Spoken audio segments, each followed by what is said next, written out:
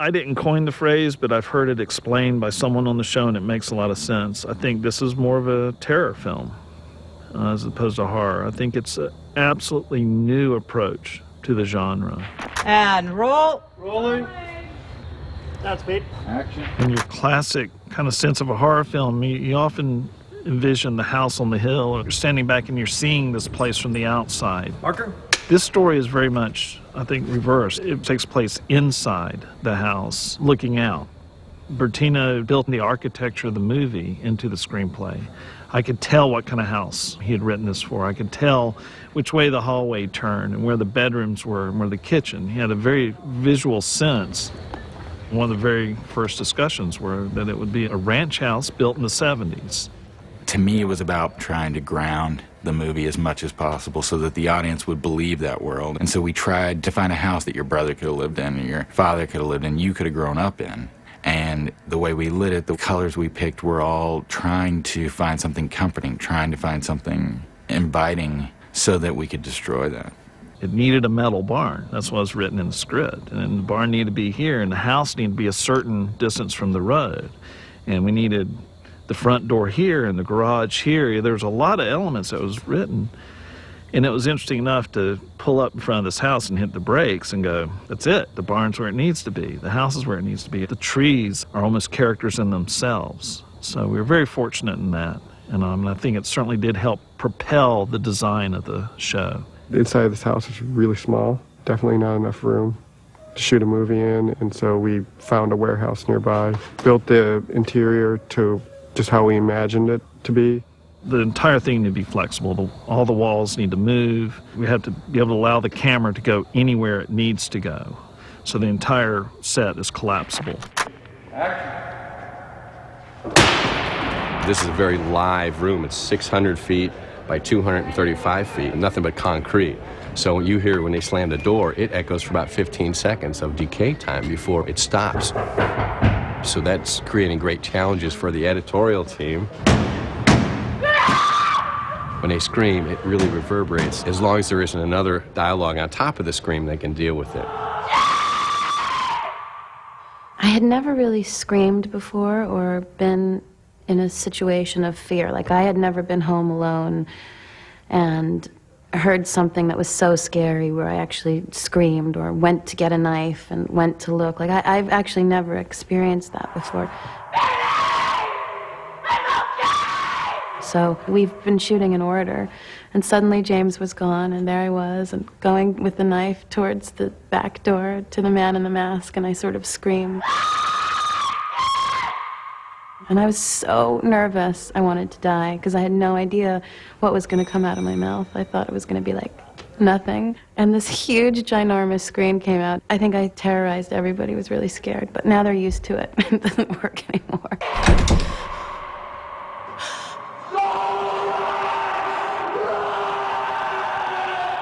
The PA department spent, half their time banging on things and running around the set because we'd built the entire house and we wanted it to feel like if she hears something out in the backyard, then there's something in the backyard. And so she was able to react to it on a real level. And sometimes we'd throw things in a completely different direction just to get that surprise that was on her face, because if you know a scare's coming, it's not always as scary. And so we worked as hard as we could to get those screams to be as real as possible, sometimes by throwing her curveballs and coming at her in ways that she didn't expect.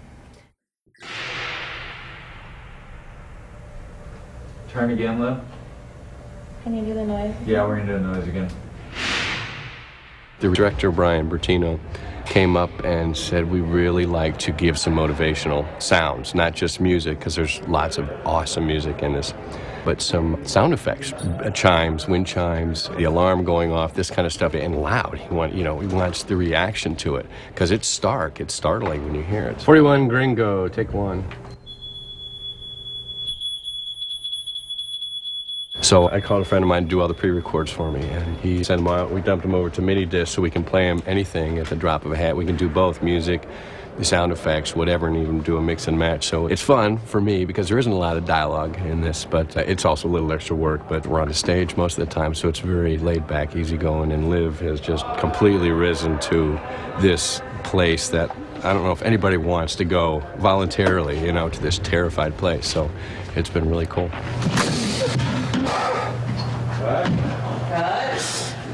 I thought it would be more emotionally draining on me than physical, and it's actually been the opposite of that. Oh my God, I really hurt myself. Mentally, I'm okay, and I'm sort of trucking through, and I'm actually loving it and excited about it, but my body's just a mess. I have like all these burns and sores from rubbing against the floor. Up, shirt up. She just took a beating, but kept fighting, and I think that it helped her character because the more pain that, you know, on some level she felt, I think it was easier to connect into what Kristen was probably going through.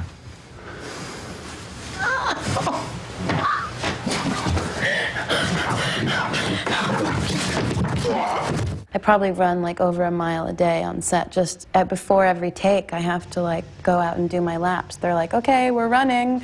And then they wait until the last second and they call rolling and we kind of like run in just to get out of breath and be sweaty and have that kind of, that energy. Because you can't just go from sitting here talking now to being that terrified. You feel good about blooding? I feel great. Let's do it. All right, let's blood. Blooding Glenn, blooding the floor. Vinny, our makeup artist, who is unbelievable, has done the prosthetic that goes on my face a couple of times, and he's got different prosthetics. He's got one that's the fresh kill prosthetic, which is meant to look like I just got shot.